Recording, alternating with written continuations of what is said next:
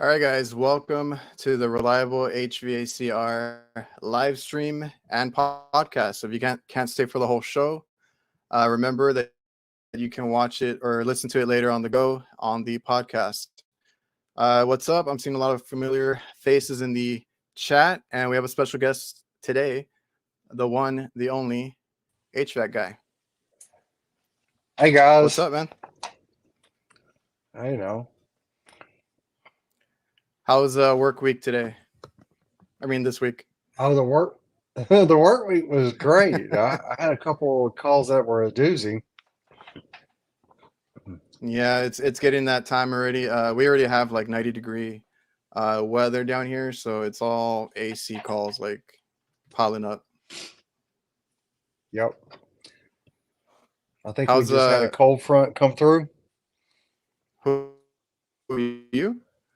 Yeah, we just had a cold front come through, so it's going to be in between heating and cooling next couple days.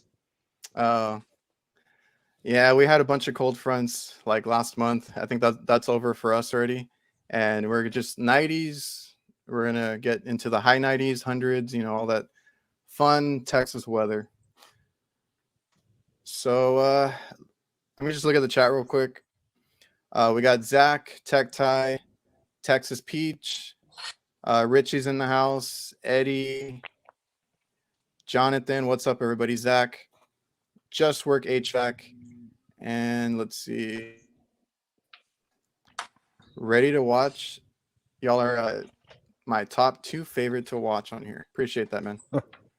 Yeah, So thank you. I'm sure everybody knows. I'm sure everybody knows who Curtis is here. He's from the channel HVAC guy. Super simple. If you ever want to go look for him, HVAC guy. If you want to just introduce yourself a little bit, like where you're from, what you do, your business, stuff like that. Where I'm from, well, basically, I grew up in South Carolina. I grew up in my family's from around Columbia, but I grew up in North Augusta. And somehow I Oh, okay. ended up down here in South Georgia. I actually followed my wife down here. Um, Ah, I guess my background started when I first went into college. I went in as studying to be an engineer, and that didn't work out. Um, I think blue collar life is what was waiting for me. yeah. I mean, I did the college thing too, and I was actually going for electrical engineering also, or that was what I was going for. I've always liked the whole. I like technology. I like opening up stuff, uh, fixing things. So then naturally, when I got introduced to HVAC, it was like, it was awesome to me, and I got into it, and I love what I do and being able to work on different equipment and just solving problems out there. Um, how long have you been in the field? I guess a total about 30 years, 30? but I've been working as a technician. I mean, first I was a helper on a duct crew, and I worked my way up into an install crew, and I did that for a while, and then there was a long hiatus. I worked as a EMT for a while. Worked in a machine shop. I drove a dump truck. I mean, I did all kinds of stuff. Then I got back to HVAC and quickly became a technician. And I guess I've been doing that now for 20 years, right Oh around yeah. 20 years. So I've heard that where people say that the best way to get into it, I guess, is to start on the install side, and then they work their way like to service and other like avenues there. Well, there's an advantage to that because you learn about the airflow side of things, and that's just a crucial thing you got to know. You've got to have good airflow, and if you don't, Oh yeah. nothing's going to work right. And getting in on that side first kind of helps to teach you that. Yeah, that's the thing. Like, I mean, I'm not super technical with anything I do, and I don't claim to be. I don't um, want to be like a teacher or anything like that. But whenever people ask me about stuff, I'm like, look at your basics first, right? And the most basic thing is the whole airflow thing. Like, are your coils clean? Filters? blower motors, condenser fans, like all that kind of stuff is the first thing you gravitate to before you start ripping things apart. So yeah, that's a good little start there. Let's see. What's up, Angel? HVAC boss in the building too. Oh, hey, Uh, Angel. have you seen him?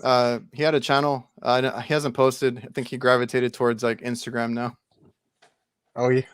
Well, I saw something where at HR Expo where he was trying to beat some of his coworkers installing a mini split. Did you see that? I think I posted that one. I don't know if he posted it too, but I posted a clip of it. And the thing is, I got there and I saw them at the booth, and there was a competition to put in, I think, some flares on a mini split or something like that, and then putting the whole thing up. And one of his guys, I guess, felt the pressure a little bit, and he was stumbling a little bit. And then here Angel comes in, and he's like, "Let me show you how it's done." And I think he beat the record and everything there. So that was a good time, AHR. I kind of Uh, wish I had gone now. I basically decided not to go, but and it what's it gonna be another 3 years before it's back in Atlanta? yeah, they cycle between like four cities. So, have you ever been to one? No. No, I barely learned about it like maybe 3 years ago, something like that. And it's kind of it's different when you get there. It's very like overwhelming.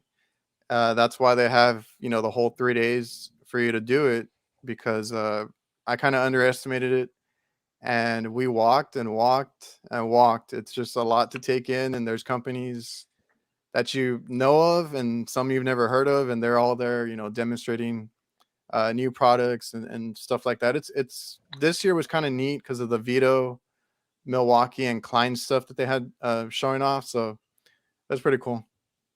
Yeah.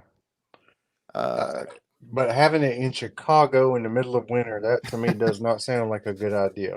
that's the iffy one. The Vegas one was really cool. Atlanta, the weather was nice. And then there's another one. I think it's on Orlando as well, but the Chicago one, that's not a good one. Uh, Kraus in the building. Angel always in it to win it. Tito's in the building. Everybody's asking about Tito. He's here. Showed up.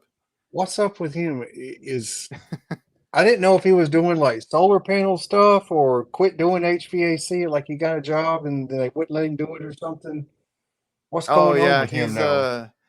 he's like engineering at the hospital. So I don't know if there's not much for him to film there, or if he just can't, like, flat out he can't film. And his solar company, I know he still does it, but I think he wanted to do HVAC videos again. I'm not sure if he's going to come back or not. Can you see the comments? No, I can't see the comments. No. Uh, yeah, he showed up here. Let's see. Yeah, Angel's like, Tito's a maintenance guy now. And I deal with those because I work in hospitals. I deal with those that department there. Let's see. Here we have Kraus. Curtis hit the Orlando one. It's pretty Oh, close. oh, that would be sweet. Yeah. Yeah, because he's from over there. And there's another thing that they have out there, the HVAC school symposium. That's a cool one also. I don't know if you heard of that one. No, I haven't. Brian Orr from HVAC school, the YouTube channel. Yeah. He hosts this thing, and it's more like a school thing where you kind of sit in and you have all the instructors going over different things. Like Ty Brenneman is one of my favorite ones to listen to. He goes there. Craig from AC Service Tech. What's the other guy's name? There's a bunch of them that show up to that one. Oh, Tito, I ain't no maintenance guy. Uh, Oh yeah, he's doing the contractor school. So that's what he's been busy with now. Because I tried to get him on the live too, but he's been busy. Yeah, the symposium is more intimate, as Kraus says. It's a smaller thing, and you get to like talk to everybody a little better. Because the HR one is it's really cool, but it's very hectic. Yeah, I understand there were a bunch of booths there that I would have liked to go see. Yeah, it's really cool, and like the one that Angel did. There's a bunch of them that do like competitions, like that RLS one. They had a press competition to see who could press something the quickest and stuff like that. So I see. hold on.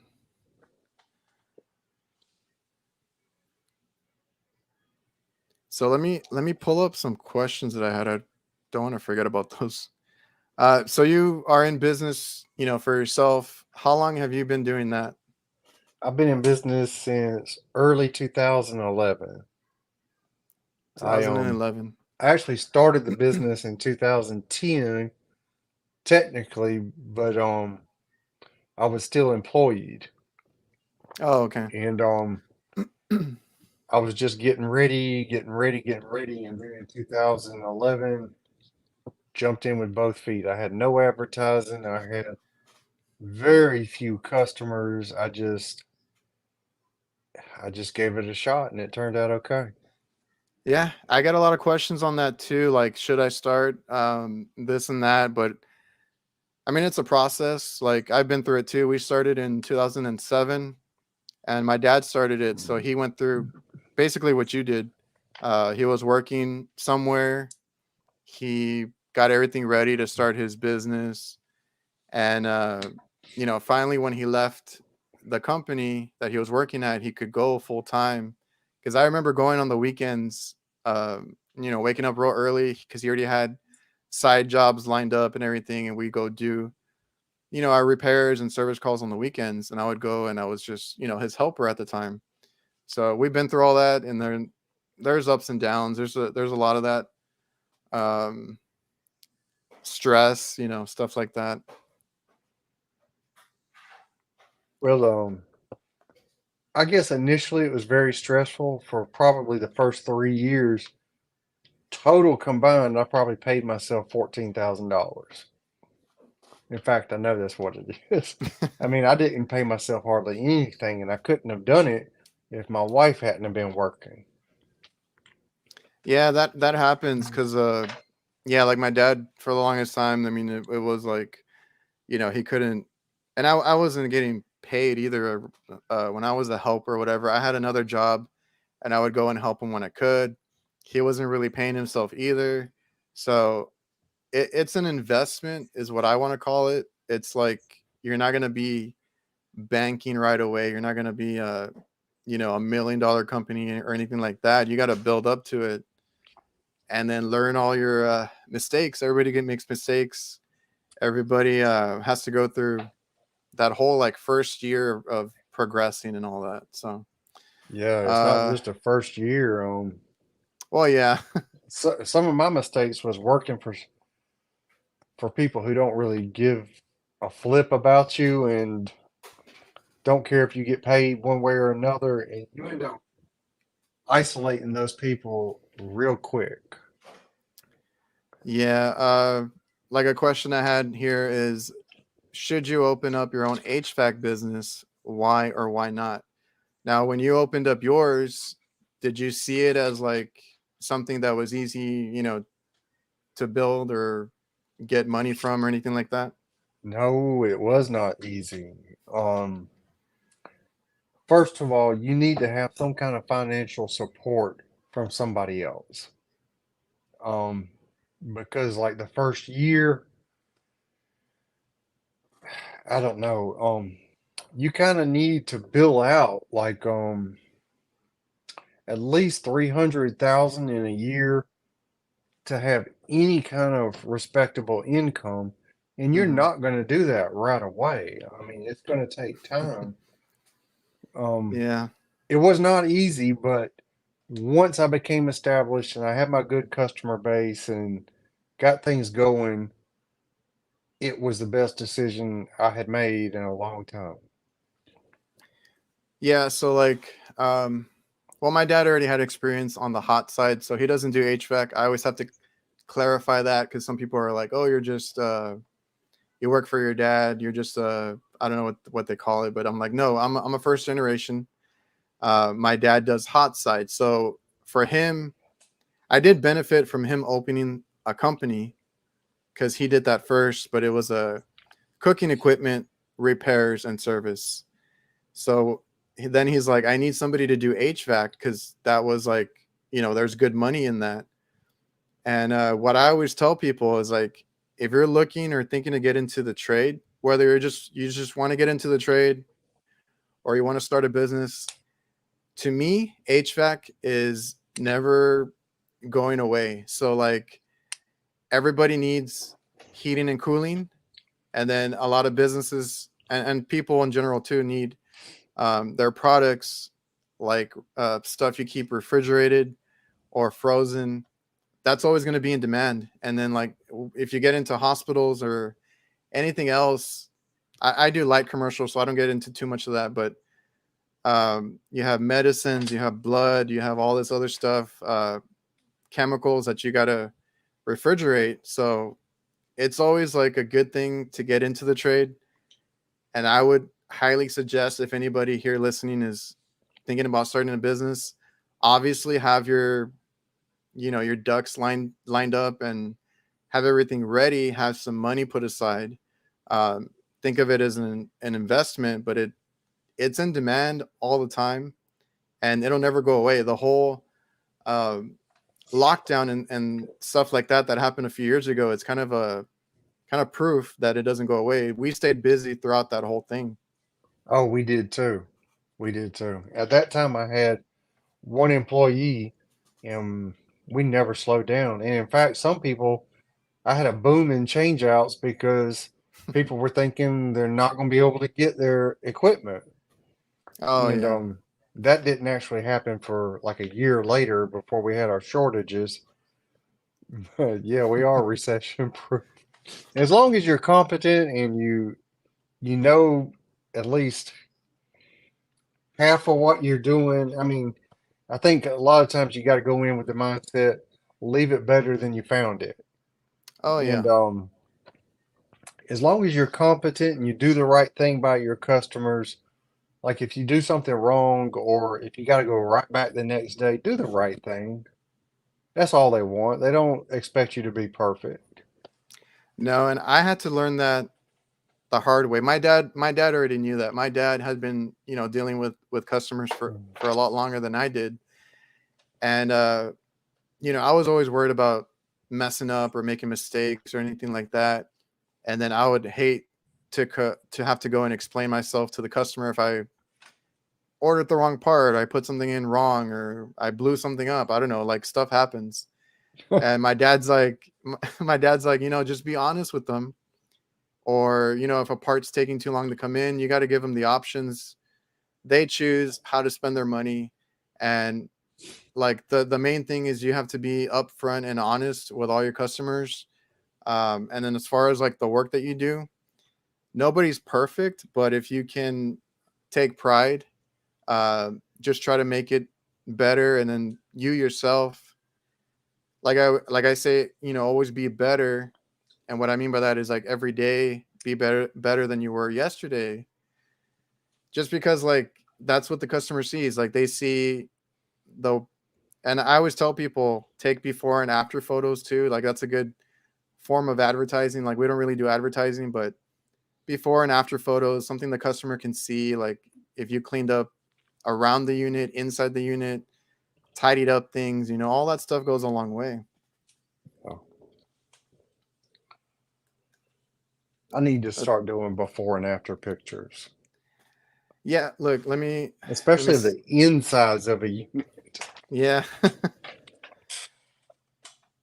I don't know. I think I had a question on that. I'll look for it right now, but oh yeah, do you okay, like do you do mostly residential? Do you still do any Yeah. commercial? Yes, I do some commercial. I do more light commercial than I do the big stuff. In fact, But you I've written off doing chillers and stuff like that because it just takes it takes at least half a day, even if it's just 10 minutes down the road. It's going to take you half a day on a chiller. So I don't Oh, do chillers anymore, but I do light commercial and some of the bigger stuff, just not a so lot. you're pretty diverse, and you've worked on chillers and bigger equipment. Oh yeah. Nice. See, I'm light commercial. I kind of stick to what I know. I do mostly refrigeration. That's what I consider myself, is a refrigeration tech. I stay in kitchen, so walk-in coolers and freezers, under counter coolers, anything you find in the kitchen. And I took a class, like an industrial class, when I went to school, going over chillers and all that, but I've never touched them. I stay like in my lane. We've never offered, and that's another thing, is like when you start a business, you might try and do too much, and then you learn like how to pace yourself and what kind of work you want to take. So that's another Well, big thing too. well, somebody gave me some good advice a long time ago. They basically said pick one thing and be the best at that one thing. That's kind of how I look at it too. Like we used to do, I think we used to do way too much when we started, and I was like, no, like we're mostly a kitchen company, right? We work in commercial kitchens. I'm gonna stay there. I'm not gonna do too much. I don't do installs. I don't do like designing or anything like that. I'm service and repairs, and we do change outs. We do installs here and there, but nothing major. And then like I said, light commercial. I don't like to go too far into the heavy stuff. So so okay, you do residential and commercial. Do you have a preference? Because I I think I've pref- heard you talk about like the, as far as like what you can make residential versus commercial on certain calls. yes, I do hear people say sometimes that commercial, there's better money in it, but the time you have to spend on it, to me, just kind of evens that out. I prefer the I prefer the residential. On a busy day, I can knock out 8 to 10 calls, and I mean, just something as simple as a condenser fan motor can be a $600-700 call. And if you're doing 8 to 10 of those a day, um, Mm. my pay is equal to anybody that's doing commercial work. Okay, yeah, yeah. If you're doing residential, I mean, the benefit is you kind of like, I guess you kind of give yourself a little radius of like how far you want to go, and then you can knock out like call after call after call. Because like what I have to tell people, like when they ask me like how many calls do you run, honestly, it's probably never more than four, unless they're super simple and all close to each other. Because I got to drive 2 hours one way, 1 hour another way. Like it adds up. I'm probably driving half of my day or more, and then my calls are kind of quick. So uh, I mean, everybody's different. So I understand like you prefer your residential. You can knock out more there, and it's just like, and you're by yourself right now. Yeah, I have decided to keep it that way. Okay, yeah, we're like down to four guys right now. It's like me, my dad, my brother, and then one other guy. So we each kind of do a certain part of the work, and it works out that way. Every now and then we kind of hire like a helper or something like that. Um, so do you have to hire a helper sometimes, or do you just subcontract anything that's too much for Um, yourself? well, I'm lucky on the subcontractor end. I've got two options. One of them is another company who is willing to take on my work, and another one is a subcontractor who actually used to work for me.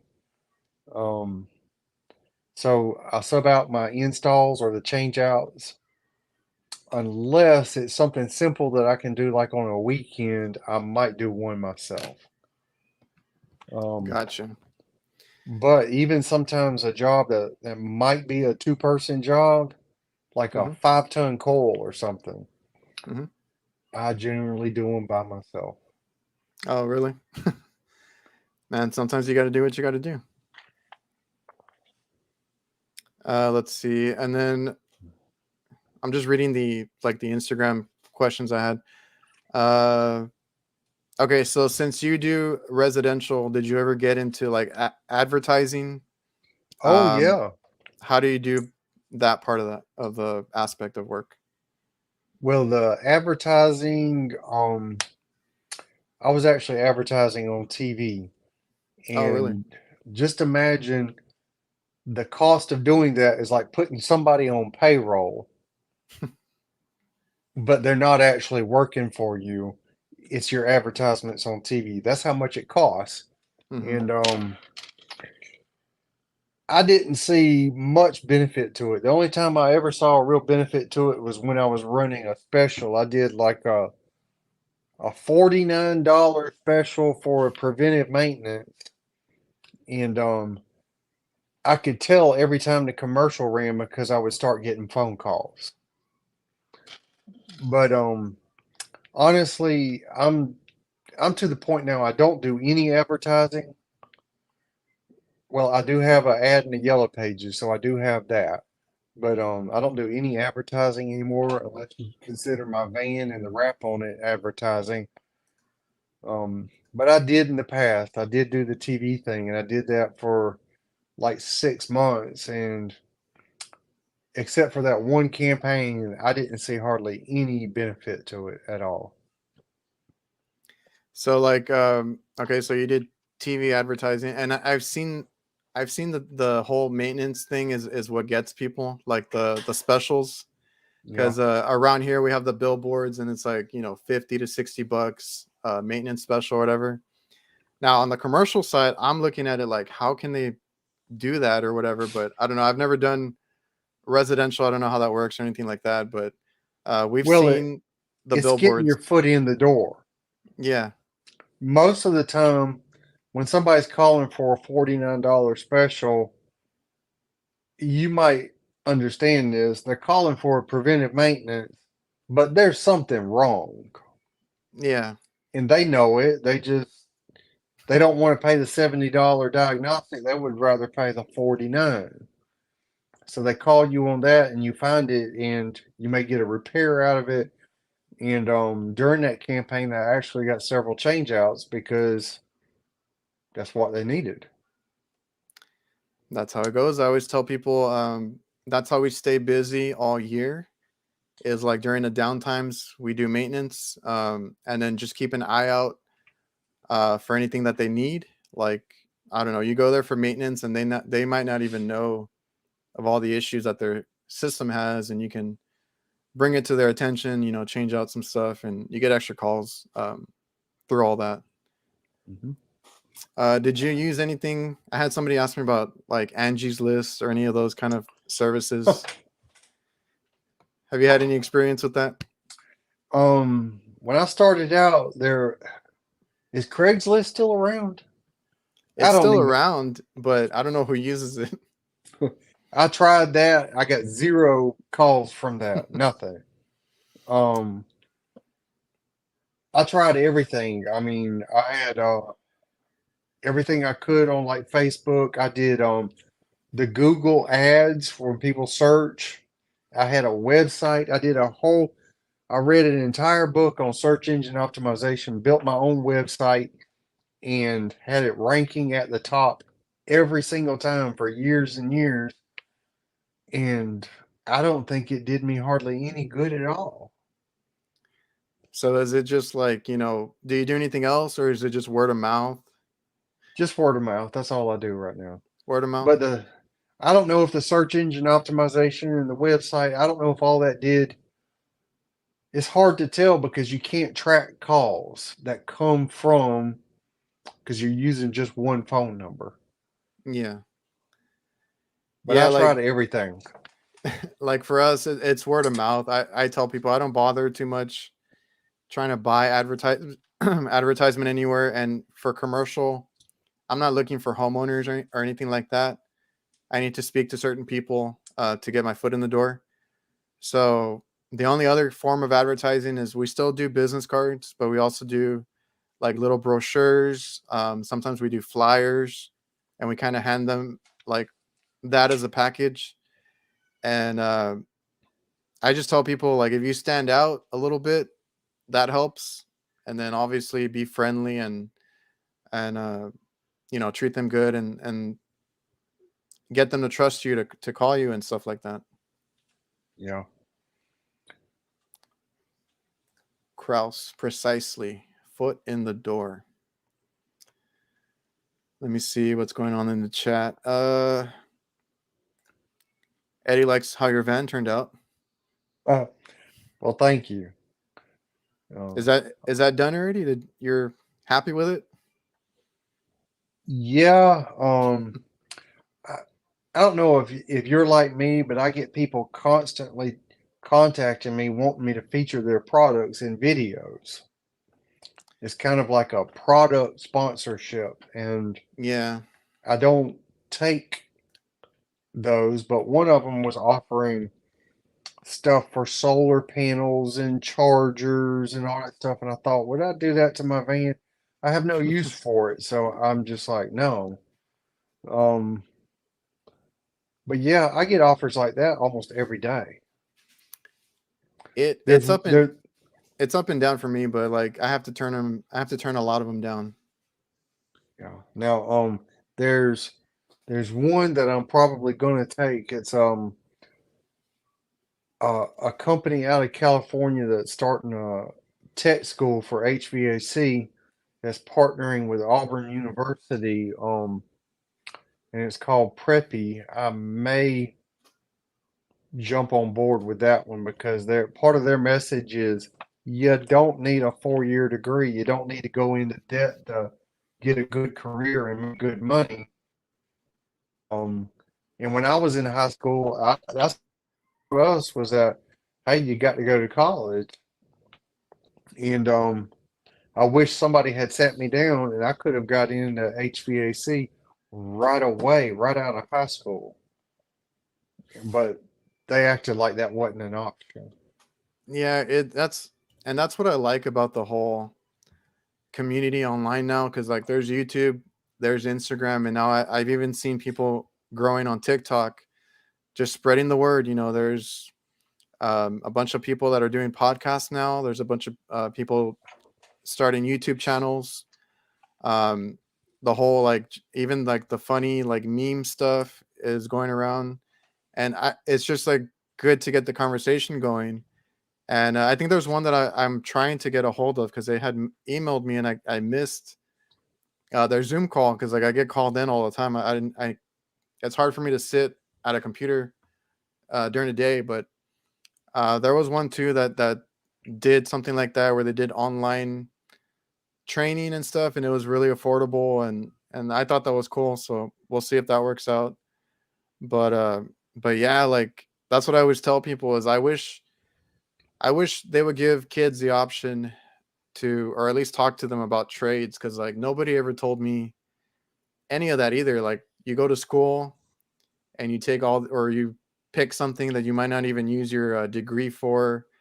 I have so many friends that have the like a business degree, and there's another one that was very common, and they never used it. They couldn't end up getting a job or something like that. And if you could just get introduced to the trades, no matter what trade it is, they're always looking for good tech. So I wish that would get talked about more with the younger people. Yeah, me too. All right, so let's see. Do you do you have your business set up with like a CRM software or anything No, like that? I do not use that. Because it's just me, I Yeah. don't need one. Um, I use QuickBooks Online and a Google Calendar. I have a Google email address that I just use for the calendar, and Oh, okay. I use that to move calls around and schedule things, and I've been doing that for years, and that works out just fine. Yeah, everybody has their own way. Yeah, if anybody is listening, we have a jobber over here at our business, but I think they just started a new plan, and because I get asked about software a lot, and I tell people like I mean, I'm sponsored by Jobber. I will be upfront about that. They give me their most expensive plan or whatever. I don't use any of the features on it, to be honest. So right now, what they have is like a whole $9 plan where you get one user and you can just invoice and quote. So I like that they did that. That's cool for somebody starting out.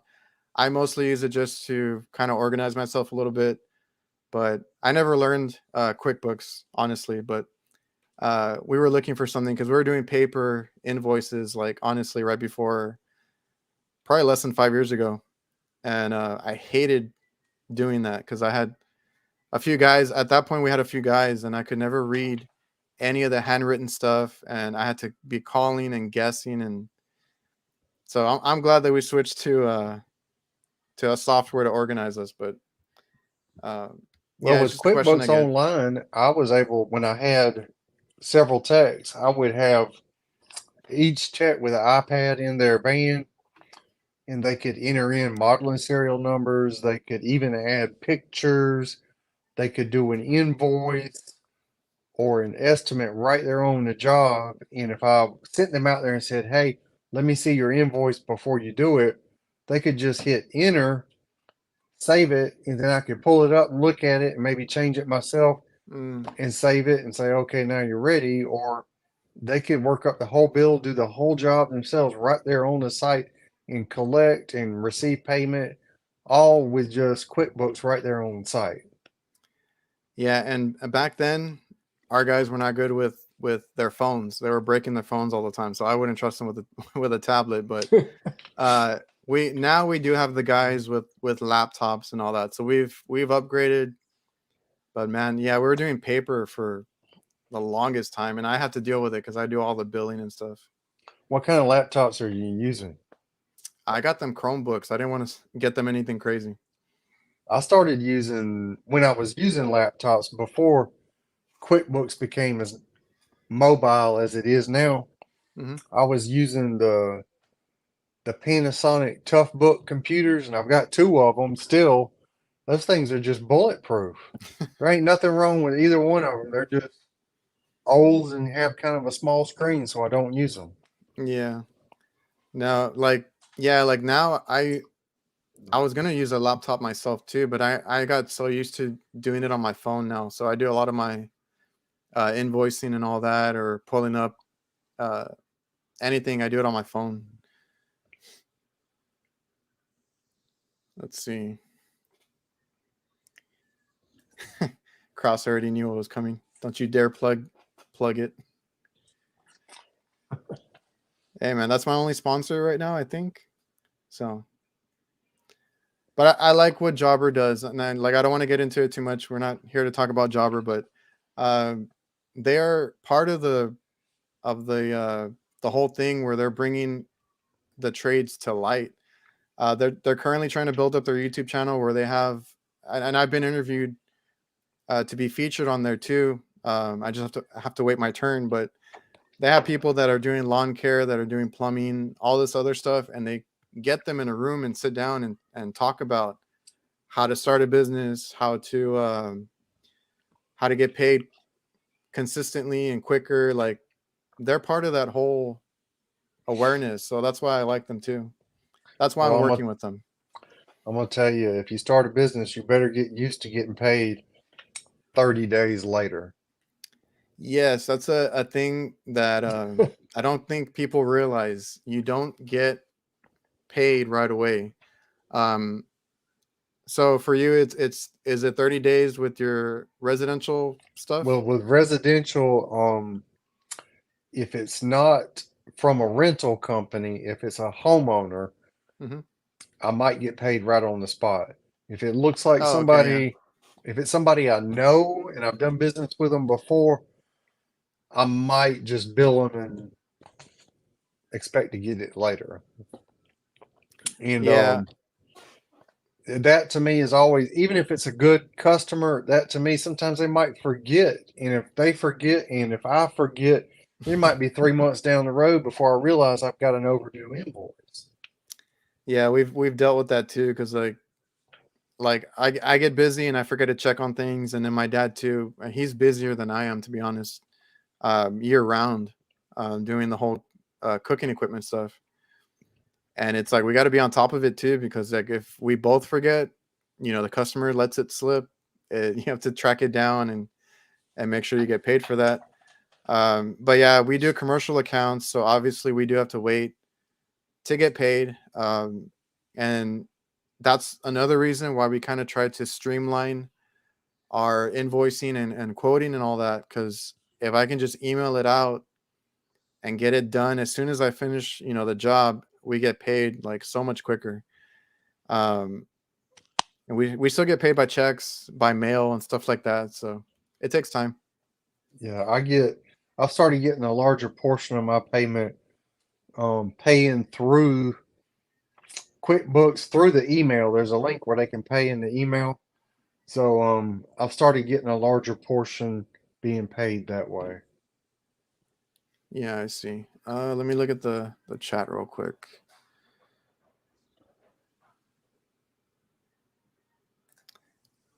30 days. I got shit from 120 plus days. Oh yeah. Yeah, that's the truth. I got some. It just says 90 plus days overdue. That's all it says. Yeah. I don't know how long it's been out Yeah. there. Let's see. Montana Music Group. What's going on? Emmanuel live in South Florida. He works with his father, who's a licensed electrical and HVAC contractor. Learn everything you can, buddy. It's a good trade. He's gonna take his test on Monday for trade knowledge part. Any advice going forward in general with business and how to successfully build a name from the ground up? Well, part of that we've already covered. Yeah, Be honest. If you make a mistake, make it right. Don't try to bill them twice for something when you've only gotten right once. that's So that's yeah, and that's how we get customers is when they get tired of another company doing that kind of stuff, billing them for all this stuff that never got the unit even working, and then they call somebody else. So they'll get a second opinion, and you'll lose a lot of jobs like that. Daniel, residential where I'm from in SoCal is all commission. Sales guys with tool bags. He does commercial and kitchens now, but he sales misses. guys with tool bags. Yeah, I've seen those, and apparently it's a lot of California that I've seen that What in the complaint from. world? So they don't fix them? They just sell them a new one? I don't know. It is a thing because the whole commission thing. If it and I think it's like with, I mean, it's only certain companies, but some of them are bigger companies. Um, they go in there with the mindset to give them a new unit instead of repairing. But I mean, that's not every company. I'm not saying that about every company, but the whole commission thing, I'm not on board with. We don't do anything. We don't even sell equipment anymore. A lot of our customers buy their own equipment, so I could care less if they want a new unit or they want to keep putting money into whatever they have. I will gladly get it Well, going. that's similar to what I do with home warranties. I know Oh yeah, some people just talk trash about them, but yeah, if they want to replace a new unit, they might want to buy their own. But there are still ways for me to make the same amount of money that I would if it were a regular paying customer. It's there. You just have to know how to work the system. yeah. We did warranty work because we have a lot of local suppliers that sell to like restaurants and stuff, and we made sure that we got in there too, and we were on the list for warranty work. I did a lot of ice machine warranties and a lot of like reach-in coolers and freezers, and whatever. I mean, I think I only had issues with one that was very like stingy, but either way, like you do the work, you get paid for it. They'll cover your labor, whatever. Usually they buy the parts or they give you the parts to fix it, but you can still make money. It's just you got to be smart about it. The ones I work for, they only want to supply the most expensive parts. Oh, really? Like Okay. anything, like a condenser fan motor, I just replace it. Oh, okay. And I bill basically because nobody else is doing home warranty around here. I basically give them my cost, and that's what they go with. They don't try to talk me down because they need me.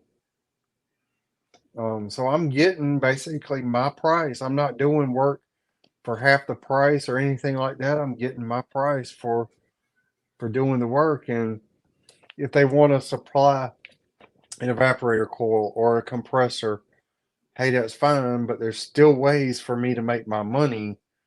And that might be a whole nother video topic if people are wanting to try to get into business and don't have a customer base. But there are ways to make your money. Yeah, I try to go over that in one of my videos. I'm like, there's different ways, especially when you start out, right? Because you don't know what you don't have your clientele. You don't have you might not know where to get customers from. One of my things was also the warranty thing. I mean, nobody, even on the commercial side, nobody likes to deal with warranty. Sometimes it's a hassle, and people talk down about it. But that kept us in business for a good while when we had our, like I said, it's always ups and downs, and there was a down point, and warranty actually kept us in business or kept money coming in. So there's a whole bunch of ways to keep money coming in and stuff like that. Okay, Angel, what question were you asking, Angel? I think we already answered the one because he asked about how many guys you had, but it's just a one man show. Yeah, I got up to 5 people, and it was just a nightmare. I don't like talking bad about anybody, but I had a bad experience with my employees. Yeah, we had also because like we're a family business, but it's like me, my brother, and my dad right now. But when we hired, my dad hired his brothers, and I even had a cousin that worked for us too, and they were the worst, to be honest. Um, they take advantage sometimes. You have to deal with all this It's stuff when even you worse when you when it's hire. family. Yeah, and it still happens. Like if you think your relative, your brother, if you think about it, you would think you can trust them more, but it still happens. And we had that whole issue. We had so many issues with that. So we kind of corrected that. I still have an uncle that does work with us and stuff like that, but we're very on top of like that kind of stuff because like we don't like getting taken advantage of or anything like that, but it happens. Well, let me tell you the peak of what was happening to me when I had those employees. I had a dispatcher secretary who was sending jobs to one guy who was doing them on the side. Not, Yeah. I didn't know anything about it. She knew about it and he knew about it, but it wouldn't come across in QuickBooks. And I didn't realize it until I get a call to a house and one of my thermostats is on the wall. And according to QuickBooks, it's the first time we've been there. Yeah. And then We I had realized that that these two have been working in cahoots against me. Oh, I was upset. the almost same exact situation. So we had like I do commercials, so I don't want to name the places that I'm at right now, but we used to do IHOPs, and there was a whole thing where we relied a little too much on them because we were there. There's so many down here that we were making good money. They were keeping us busy all the time. We didn't really have other work besides them and some local places. So at one point, two of our guys who were relatives, uh, they decided to get together and kind of go to them, or I don't know if one of the managers had talked to them, and they decided to be the maintenance guys for the whole uh, IHOPs down here. And then we get a call that they're no longer going to use us, and then we find out, that two of our guys left to go work for them. So they took basically our whole clientele right there, and we had nothing at Oh, that point. And even we had that same situation where they might be using, especially like refrigerant for side jobs and stuff like that. So we've been through all that too. It's unfortunate, but it does happen, and you just have to learn from it. Let's see. I think I got through my Instagram questions. Okay, let me look at the chat real quick. I was going to tell you that same guy that this dispatcher was sending calls to, Yeah, kind of under the table. You mentioned that you had an account taken from you. I have an account that I have now that has like 6 apartment complexes, and each apartment complex has 50 to 200 apartments in it. That employee took that whole account and was doing side work with my materials to profit himself. that's the thing. And then like when stuff like when stuff like that happens, because like for me, I don't really need too much help on the HVAC side. I have my brother that helps me. We do pretty good together, and then our other guy does both hot and cold side. So he works, if he needs to cover for one of us, he can do that. But my dad needs help on his side on the cooking equipment, and after stuff like that happens, he just doesn't want to hire anybody. That's the problem that we have now. I And get it. I get it get it. That's part of the reason I'm by myself. yeah, it gets in your head. Like, let me see. Kraus had a question. uh do you track KPI for yourself? Wait a minute. What's KPI? I don't know, I was gonna ask that too. All right, Kraus, we need some more information. What's KPI? Let's see.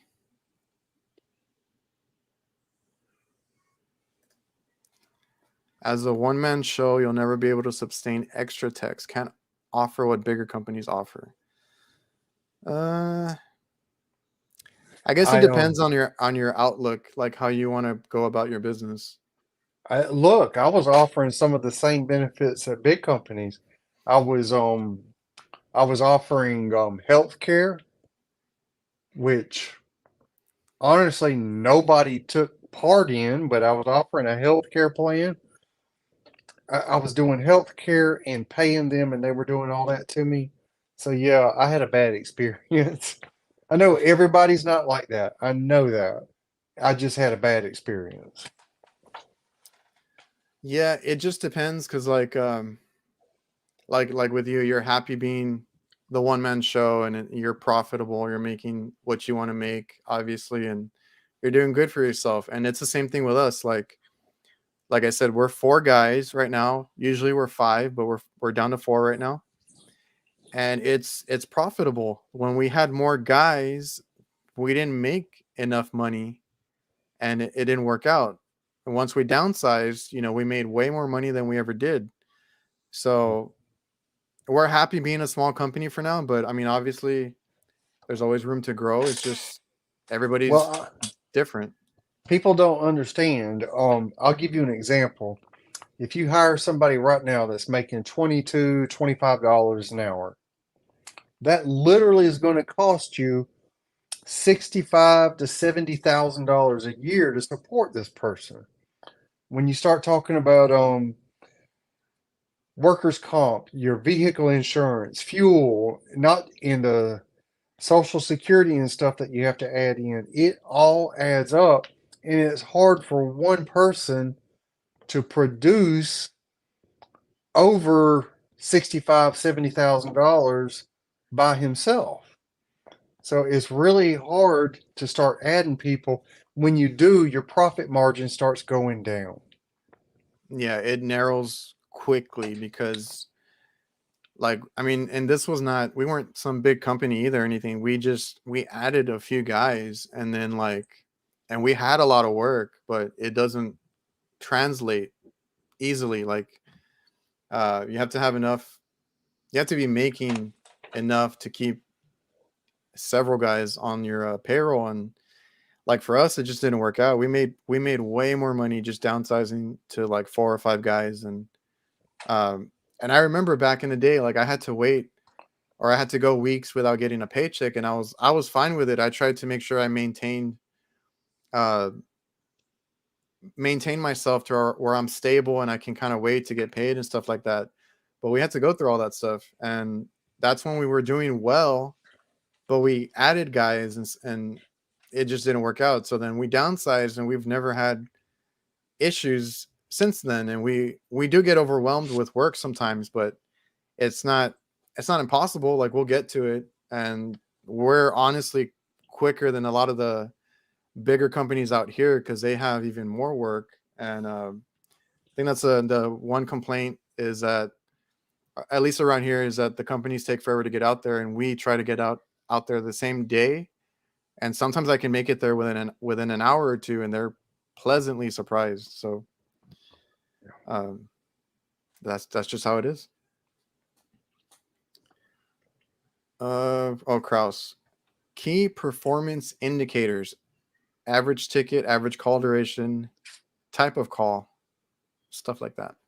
Yes, I do keep track of some of that stuff. Like my average ticket, it really depends. If I take out the change outs, the really large ones, and I separate all the others, my average invoice, and you're talking about some of them are just $70 diagnostic. That's it. Or it's just Yeah, an $89 preventive maintenance. That's it. That's all the money you make. My average is still over $400 without my change outs. So, like I said, if I'm doing 8 calls during a busy day, that's 8 calls where I'm averaging four, maybe $500. and that's what it is. Like we have those too. Like our cheapest could be like $75 or something like that. And on the commercial side, it does kind of average out like to what you're saying. I don't keep track of it too much, but yeah, I didn't know what KPI was. Well, some of Uh, the other things that I keep track of, I don't really see until like the end of the month or the end of the year, and that's like how much profit I made in that month. oh And I yeah, compare it to the previous year. we do that too. We keep track of that kind of stuff. I don't have it in, or my dad takes care of more of that kind of stuff. Uh, didn't mean to come out as an insult. We're okay. We just wanted to go over it. No harm done. But it Uh, is true. If somebody who's offering 401k and health care, and yeah.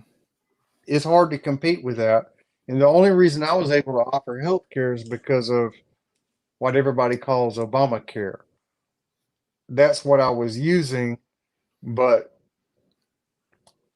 nobody partook of it. Nobody participated. Yeah.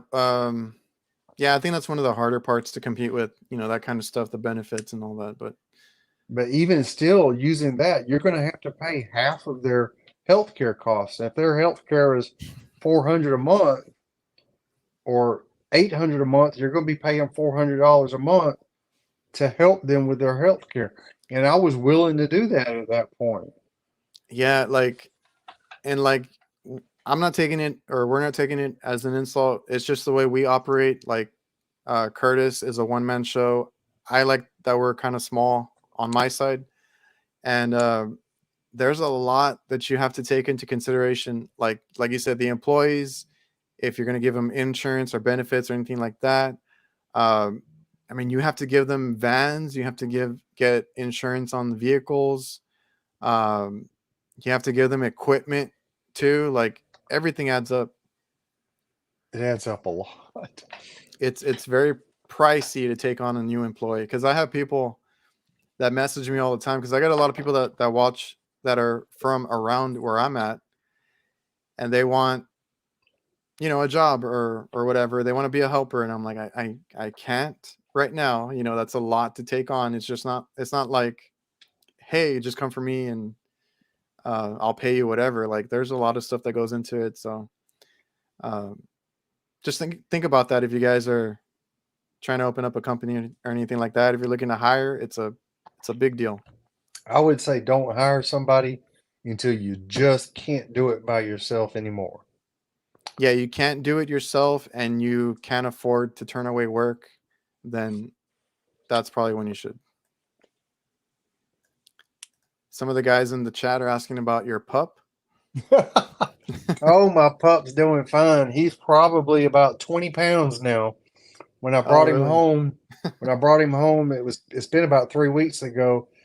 He was like 11 or 12 pounds. He's been gaining weight and growing fast.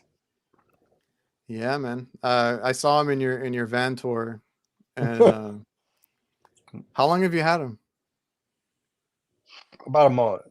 Oh, okay. Man, they get big quick. We got Tito here. You guys should have at least been nominated for the awards. I don't know if you heard of the HVAC Tactical Awards. Yeah, I learned about it this year. Yeah, it's I think this is the third year. The first one was just they did something online and they gave out or mailed out some awards.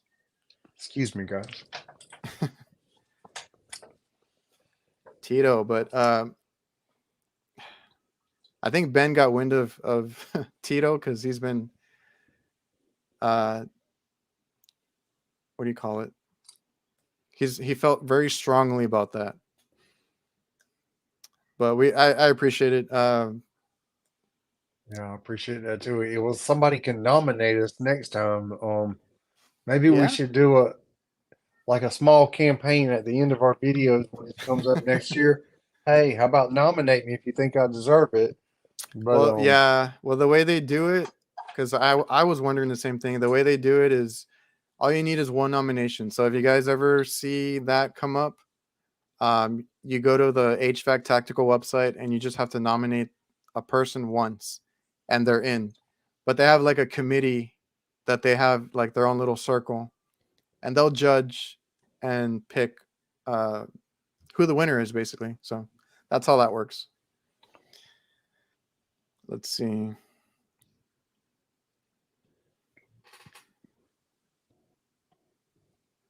See if we have any questions. Oh, how about this one? Do you have anyone to cover for you when you take time off? I don't take time off. No time off. I can I can squeeze in maybe 3 days if I need to go to a family funeral or something like that. But other than that, I just don't. And that's one of the I guess one of the cons if that's important to some of you people out there. I have a hard time taking time off too, but I do it. If it's on the weekend, it's even better. I don't have to worry about missing too much work. But um, we, and being such a small company, we cannot all take the same few days off or anything like that. So we have to work around it. But it's hard. Like today, I worked today. I made it to the live show, but I worked earlier today. We work all year round. Sometimes I work weekends, late nights. So uh Kraus back in here. For both of you. Adrian, what is your breaks even for the week, month versus with employees and now? Is there like a quota that you give yourself? A quota? Like what do you have to Um, make? Honestly, because everything I have is paid for. I don't have anything financed. A break even comes easy for me if I make just $200-300 profit 5 days a week. I'm breaking even. Yeah, that sounds about right. We kind of do the same thing. Like, I don't get a brand new van, or like our guys don't either. Like, try to get a nice van that's newer, that has good mileage on it and stuff like that. So a lot of the stuff we have is owned. We don't have to worry about stuff like that. We had a problem before where, like I said, when we had a lot of employees, because we don't even have an account at our Johnstone anymore, like a credit account, because our guys were just running up the bill. And then, sure enough, as soon as like we let them go and everything, we go empty out their van. They have like the same part over and over and over. They were just too lazy or too unorganized to find anything, and they were just buying the same parts again and again and again. So that was a whole thing. But around, we kind of do the same thing around there. Like, our break even is, as long as we're profiting every day a few $100, something like that, we're good. Let's see. Maru, do people work without a contractor's license? Oh yeah. Uh, Unfortunately, that's a Yeah. big thing. Yeah. Lots of people. And in fact, there's a rental company around here who will only use people who don't have a license. Oh, And really? there's been a concerted effort with people in the Conditioned Air Association of Georgia to go after this rental company, and doesn't seem like there's anything we can do to stop them. It, yeah, that's I mean, they're that's using them gotten for on my change nerves. outs. Yeah, that's gone on my nerves too, because like I had mine right away, you know. But I mean, I went to school, I got my EPA, I got a like a the certification that Texas requires, and then I got my license. So I had everything, and I went, even like buying refrigerant, you should have your EPA and all that. But if I see it all the time, I would walk into a supply house, and if they were just buddies with the counter guy, stuff like that, they get away with it. They don't require them to show anything, and a lot of these guys just do. I mean, some of them do legit work. They don't get asked for their license, or some of them do side jobs and get away with it, unfortunately. And that is a problem that we have. And then those people are the ones that give everybody a bad name, when they do shoddy work. Oh, And I have seen it. and then they put, like, we have customers that put things in place for us to, like, I had to sign a paper at a hospital, like, as I got there and as I left, because there was vendors that were taking advantage and charging a whole bunch of hours. And then I've had customers that make us go through hoops to sign in and out when we're on a job site, because there's bad work, or there's people working without a license and they get away with stuff, or get away with billing. They get paid. I don't know how, but they get paid still. And then they don't trust the next company, which ends up being us. It's a big problem down here. It's a big problem. And I guess it is everywhere, but like, because I've seen it here a lot, and I'm like, I don't know if it's just where I'm at or what, but it happens a lot. And you're right about some of these companies. They'll sell equipment to somebody. I've had one of them tell me, I confronted them about it, and they were like, if you think we're not going to let a sale go out the door, you're crazy. And Yeah, because like, when we deal with supply houses, they're just trying to sell stuff. They're just trying to sell equipment, unfortunately. And I've dealt with a bunch of big commercial accounts, and just because they buy so much equipment, they bend over backwards for those customers, those accounts. And those customers buy their own equipment, and of course they choose who they want to install it or whatever. Like I said, I used to work for IHOP, or with IHOP. And once they got their maintenance guys, those guys that they took from us were not licensed. They didn't even have EPA or anything like that. Yet they were doing HVAC work, putting in equipment and stuff like that. And the customer bought their own equipment so they could get away with it that way. But that stuff happens, and then they call us.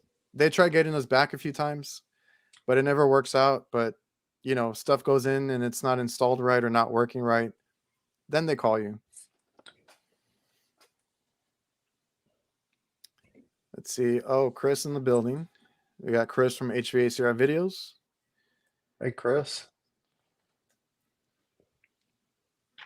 Let's see. Oh, we got Tito in here stirring the pot. Yeah, we're just trying to encourage anybody that's here. That's all we're here for.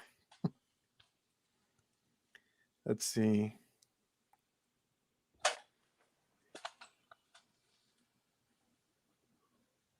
Oh, I gotta check the chat. Let's see. Had a place install 448 condensers paired with 404 valves. Complained they were icing up. Don't let places buy their own equipment. I run into that a lot. And then we have one right now, and I knew something was up. They buy their own equipment. Usually they do a good job. They have a guy, but I think they let him go up north that kind of oversees all their purchases, and he used to do HVAC. So I've never had an issue with him. I always give them like what they need. If they need a new unit, the tonnage, the model, whatever we can to match it up, and then we go in and put it in. They buy it and we put it in. And then the other day I went to, and I did a video on it, or it was part of the video, and it was 2 hours away, but I was like, let me go look at it, because the problem with customers buying their own equipment is it's usually not, they don't buy the right one, or they don't buy anything that goes with it, curb adapters or things like that. So sure enough, I went out there and I'm like, these are way bigger than what they have on the roof. And what happened was the old units were 10-ton units, the new ones were 12-ton units. And I just found out, because I was like, why did they have 12-ton units if we gave them the model number and everything of the old one, the information? Well, they had bought these for a different location that got canceled, and they are pushing us to put these in at this other location, even though they don't fit. So I deal with that a lot. I deal with it quite a bit. They're having buyer's remorse. They're like, we have to use them. They're sitting there, and I'm like, man, I don't know if we can do this one.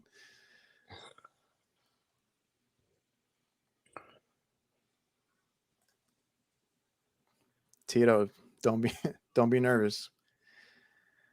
Do you still warranty equipment the customers buy? Nope, I don't. No. If they buy it, they understand that that's on them. And I mean, I'll be honest. If I mess up or do something on the labor side, I warranty that. But if it's the equipment, that's on them.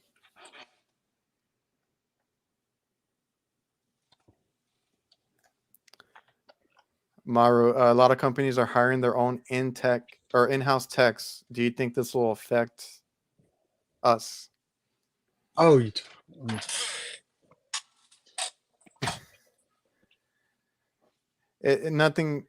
Nothing really you affects talking us too about big much.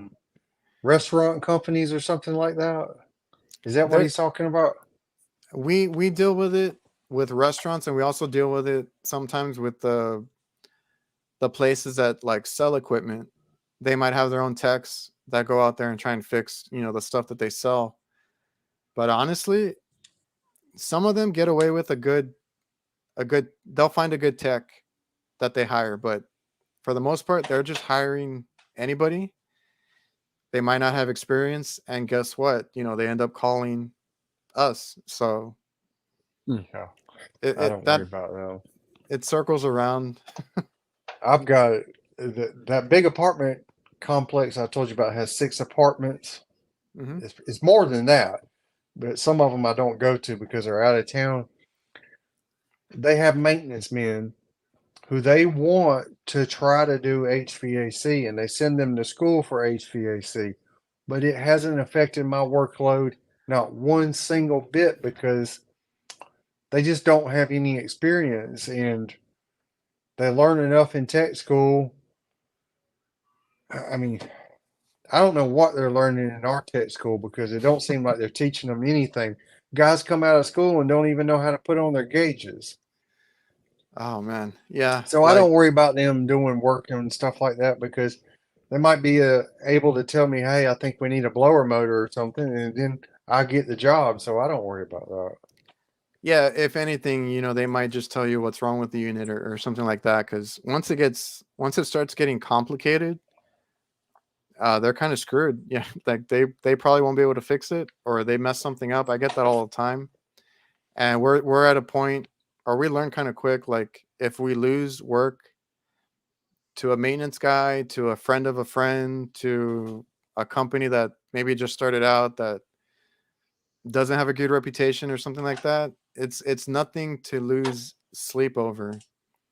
As long as you do your work, the way you do it, do it right, have the quality as best to your abilities, you'll always have work.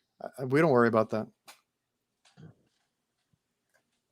Sam Andrew, Curtis, is your new van an issue with glass panels or vandalism? Well, first of all, I don't really live in a city. I live, I work in Albany, but you're talking about a population of 85,000. So, most of it's more like a rural area. You don't have to worry about it that much. And then where I park it at night, nobody knows where that is. So I don't worry about that. Yeah, I mean, as much equipment as we have, like you would think, we need to worry about it more. But same thing here. I've been telling myself to kind of lock it down more, but add those locks that everybody puts on the back doors and stuff like that. I never got around to it, but I haven't had any issues around here for the most part. Like I don't have that issue at work either. Let's see. Tech school taught me nothing. I learned everything myself. That's the way. If you go to school, if you go to a good school, you're just going to learn your basics. Hopefully, they teach you how to put your gauges on and everything because that's part of it. You're just going to learn your basics and kind of the lingo, like superheat, subcool, kind of know what components are and stuff like that. You're not going to know how to fix anything until you actually get out there and get experience. Uh, yeah, like Richie says, school is good if you take it serious and if you go to a good school too. Well, here's the deal: the knowledge is there. You gotta want it because well, like the school here, they'll pass you even if you don't show up. Yeah, I was never a school person, and I'll admit I didn't enjoy it all the time, but you just got to soak it in and learn as much as you can. Uh, okay, so we're way over an hour now, but I don't want to Well, keep you too long, huh? yeah, it'd be a good time to drop off. I gotta go get something to eat. Yeah, I got to do the same thing. So, let me just look at something real quick. What tool bag are you rocking, and any tool that you recommend?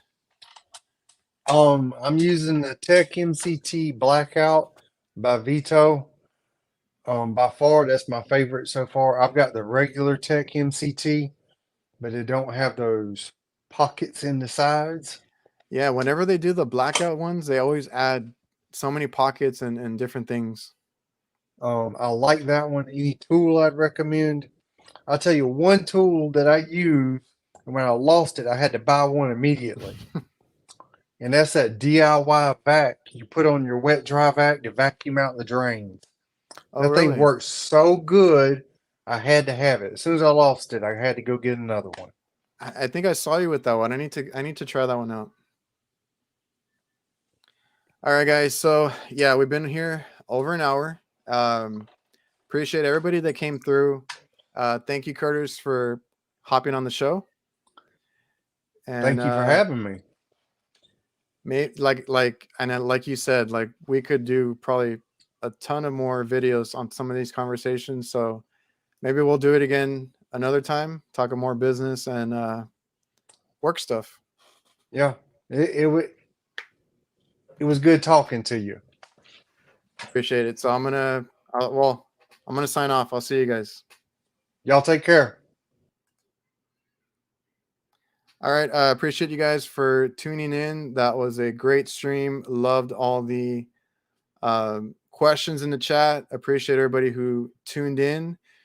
And like I said, if you guys want to listen to this later on, if you join late or you can't see the whole video on YouTube, it is a podcast. I try to upload it the next day. And yeah, I appreciate you guys. See you guys.